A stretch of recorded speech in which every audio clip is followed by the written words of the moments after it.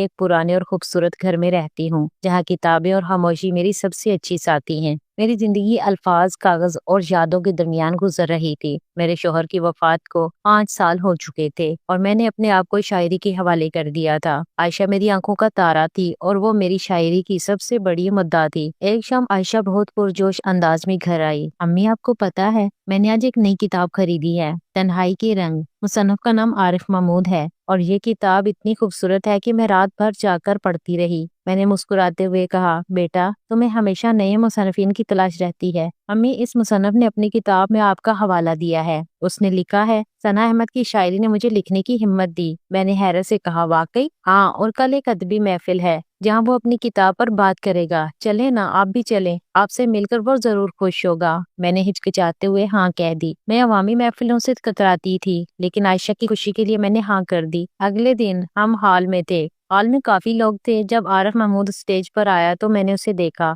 तकरीबन 32 साल का, दरमियानी कद, गहरी आंखें और चेहरे पर एक संजीदा तासुर। उसने अपनी किताब के बारे में बात शुरू की। उसकी आवाज में एक सहर था। वो अल्फाज को ऐसे बोल रहा था जैसे वो मौसीकी हो। जब उसने मेरी शायरी का हवाला दिया तो उसने मेरी तरफ देखा। हमारी नजरें मिली और एक अजीब सी बरकी लहर तोड़ गई। महफिल के बाद आयशा मुझे उसके पास ले गई। आरिफ साहब, ये मेरी माँ है, सना अहमद। आरिफ ने अदब से सलाम किया। अस्सलाम वालेकुम, आपसे मिलकर बहुत खुशी हुई। आपकी शायरी ने मेरी जिंदगी बदल दी है। मैंने मुस्कुराते हुए कहा, वालेकुम अस्सलाम, आप बहुत मेहरबान हैं। आपकी किताब वाकई काबिल तारीफ है। उस दिन के बाद आरिफ मेरे घर आना जाना शुरू हो गया। पहले बहाने से कुछ मशवरा लेने, अपनी नई तहरीर दिखाने, फिर बगैर बहाने के आरिफ मेरे घर का बाकायदा मेहमान बन गया। वो अक्सर दोपहर के बाद आता, जब आयशा यूनिवर्सिटी में होती। हम चाय पीते, किताबों पर बात करते और कभी कभी खामोश बैठे रहते। एक दिन उसने अपनी नई तहरीर दिखाई। सना साहिबा, बराए करम ये पढ़ें और अपनी राय दें। मैंने पढ़ा। ये एक नावल इक़्तिबास था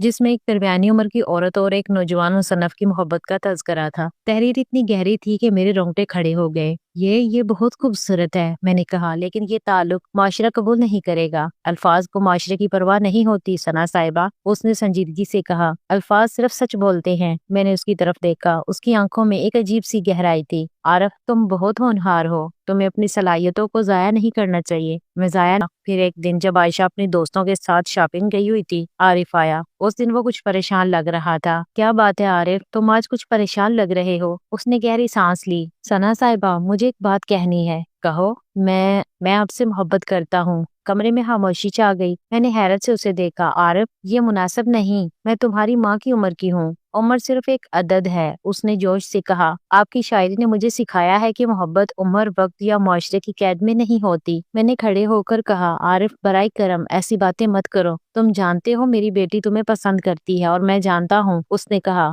और उसके लहजे में एक अजीब सी तब्दीली आई। इसीलिए तो मैं यहाँ आया हूँ। मैंने हैरत से पूछा, क्या मतलब? आरिफ ने सीधी नजर से मुझे देखा। सना साहिबा, सच ये है कि मैंने आयशा से मुलाकात इसलिए की थी ताकि आप तक पहुंच सकूं। मैंने उसकी दोस्ती इसलिए बनाई, उसे अपनी किताबें इसलिए दी ताकि वो मुझे आपके घर ले आए। मैंने धक्का सा खाया। तुमने मंसूबा बनाया था? हर मोहब्बत का एक मंसूबा होता है, उसने कहा। मैंने आपकी शायरी पढ़ी और मैं जान गया कि आप वो हैं जिनकी तलाश कर रहा था। आपके अल्फाज मेरे दिल की जुबान बन गए। ये गलत है आरिफ, मैंने कमजोर आवाज में कहा। तुम्हें यहाँ से जाना चाहिए। अगर मैं चला गया तो आयशा को सब बता दूंगा, उसने सर्दी से कहा। मैंने हैरत से देखा। क्या बताओगे? ये कि आपने मुझे अपनी तरफ माइल किया, ये कि आपने मेरी मोहब्बत को ललकारा। मैं सबूत भी रखता हूँ, आपके दिए हुए नोट्स, हमारी गुफ्तगू की रिकॉर्डिंग्स। देखिए आयशा किस पर यकीन करती है। मैंने महसूस किया जैसे जमीन मेरे पैरों तले से खिसक रही हो। तुम शैतान हो। नहीं, मैं सिर्फ एक मुसन्नफ हूँ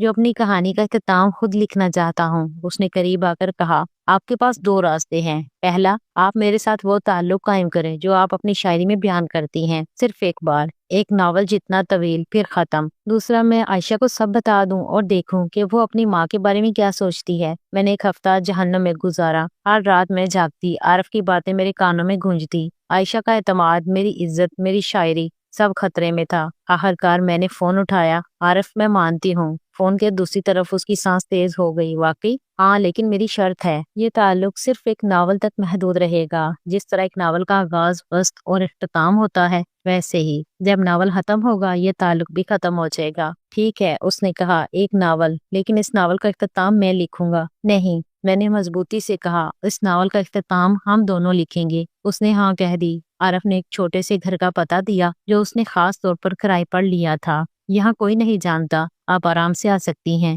پہلی ملاقات پر میں نے خود کو ایک مجرم کی طرح محسوس کیا، لیکن جب میں نے اس کے گھر میں قدم رکھا تو میں نے دیکھا کہ اس نے ہر چیز میری پسند کے مطابق رکھی تھی۔ میرے پسندیدہ پھول، میرے پسندیدہ خوشبو کی موم بتیاں اور میری کتابیں شیلف پر سجی ہوئی تھی۔ آپ نے یہ سب میرے لیے کیا۔ ہر ناول کا ایک ماحول ہوتا ہے، اس نے کہا۔ میں چاہتا تھا کہ ہمارا ناول بھی کامل ماحول میں لکھا جائے۔ اس دن ہم نے باتوں میں گھنٹے گزارے۔ عارف نے اپنی زندگی کے بارے میں بتایا، اس کی تنہائی، اس کے خواب، اس کی محرومیاں۔ میں نے اپنے بارے میں بتایا، میری شادی، میرے شوہر کی وفات، میری تنہائی، اور پھر وہ ہوا جو ہونا تھا۔ اس ناول کے اوراق روز بروز لکھے جا رہے میں شامل ہوتا۔ ایک دن عائشہ مجھ سے کہا، امی، عارف بھائی کتنے اچھے ہیں نا، آج انہوں نے یونیورسٹی میں میرے پروجیکٹ پر مدد کی۔ میں نے مسکرا کر کہا، ہاں بیٹا، وہ واقعی اچھے ہیں، لیکن اندر میرا دل خون کے آنسو رو رہا تھا۔ میں اپنی بیٹی کو دھوکہ دے رہی تھی۔ میں ایک ایسے تعلق میں ملوث تھی جس کا اختتام دردناک ہونا تھا۔ عارف کے ساتھ گزرے لمحات وہ میرے لیے جنت بھی تھی اور دوزخ بھی۔ اس نے مجھے وہ محبت دی جو میں نے برسوں سے محسوس نہیں کی تھی۔ وہ میری باتوں کو غور سے سنتا، میرے جذبات کو سمجھتا اور میرے خیالات کی قدر کرتا۔ ایک شام جب ہم اس چھوٹے سے گھر میں بیٹھے تھے، عارف نے کہا، ثنا،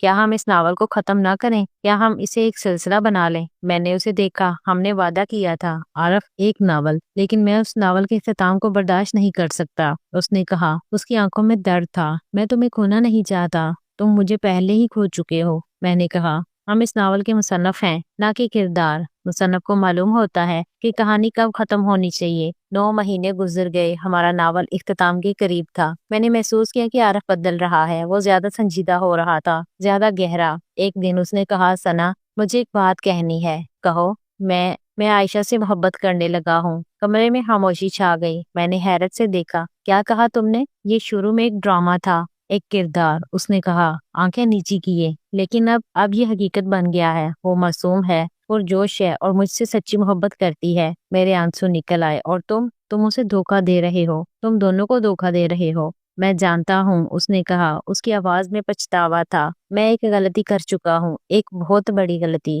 تو اب کیا کرو گے؟ میں نے پوچھا۔ میں ناول ختم کرنا چاہتا ہوں، اس نے کہا، اور پھر میں عائشہ سے سچ کہنا چاہتا ہوں۔ نہیں، میں چیخ اٹھی۔ تم اسے کبھی مت بتانا، وہ برداشت نہیں کر پائے گی۔ لیکن میں اسے دھوکہ نہیں دے سکتا ثنا، اس نے کہا۔ تمہیں پتا ہے میں نے کیا کیا ہے؟ میں نے تم دونوں کے جذبات کے ساتھ کھیل کھیلا ہے۔ اس دن میں نے محسوس کیا کہ ہمارا ناول واقعی ختم ہو رہا ہے، لیکن اختتام وہ نہیں تھا جس کا میں نے تصور کیا تھا۔ ہماری آخری ملاقات پر عارف نے کہا، ثنا، میں نے فیصلہ کر لیا ہے، میں لاہور چھوڑ رہا ہوں۔ کیوں؟ کیونکہ میں تم دونوں کو تکلیف نہیں دینا چاہتا۔ اس نے کہا، میں کراچی جا رہا ہوں، وہاں ایک نوکری ملی ہے۔ اور عائشہ؟ میں نے پوچھا۔ میں اسے بتا دوں گا کہ مجھے نوکری کی وجہ سے جانا پڑ رہا ہے، اس نے کہا، اور میں اسے بتاؤں گا کہ میں اسے بہت عزت دیتا ہوں۔ میں نے اسے دیکھا۔ عارف، میں تمہیں معاف کرتی ہوں۔ اس کی آنکھوں میں آنسو آ گئے۔ میں اس کے مستحق نہیں ہوں، ہم سب غلطیاں کرتے ہیں۔ میں نے کہا، تم نے غلطی کی، میں نے غلطی کی، لیکن اب وقت ہے اسے درست کرنے کا۔ عارف نے اپنا بٹوا نکالا۔ اس نے ایک پرانا کاغذ نکالا۔ یہ لو، ہمارے ناول کا آخری صفحہ ہے، اس نے کہا۔ اب یہ ختم ہو گیا۔ عارف اگلے ہفتے چلا گیا۔ اس نے عائشہ کو ایک خط لکھا جس میں اسے بتایا کہ وہ کراچی جا رہا ہے اور وہ اسے ہمیشہ عزت دے گا۔ عائشہ روئی۔ امی، وہ کیوں چلا گیا؟ میں نے اسے گلے لگا لیا۔ بعض اوقات لوگ ہماری زندگی میں صرف ایک باب ہوتے ہیں بیٹا، وہ آتے ہیں، ایک سبق دیتے ہیں اور چلے جاتے ہیں، لیکن میں اسے یاد رکھوں گی۔ ہاں، یاد رکھنا، میں نے کہا، لیکن آگے بڑھنا۔ عارف کے جانے کے بعد میری زندگی واپس معمول پر آ گئی، لیکن میں بدل چکی تھی۔ 1 سال بعد میرا نیا شاعری مجموعہ ایک ناول کی یاد شائع ہوا۔ اس میں میں نے اپنے تمام جذبات، تمام تجربات، تمام درد کو الفاظ کا روپ دیا تھا۔ کتاب بہت مقبول ہوئی۔ ایک ادبی کانفرنس میں ایک نوجوان نقاد نے پوچھا، ثنا صاحبہ، اس کتاب میں ایک ناول کے بارے میں نظم ہے، کیا یہ حقیقی ہے؟ میں نے مسکرا کر کہا، ہر شاعر کی زندگی میں کچھ ناول ہوتے ہیں جو لکھے نہیں جاتے، بس محسوس کیے جاتے ہیں۔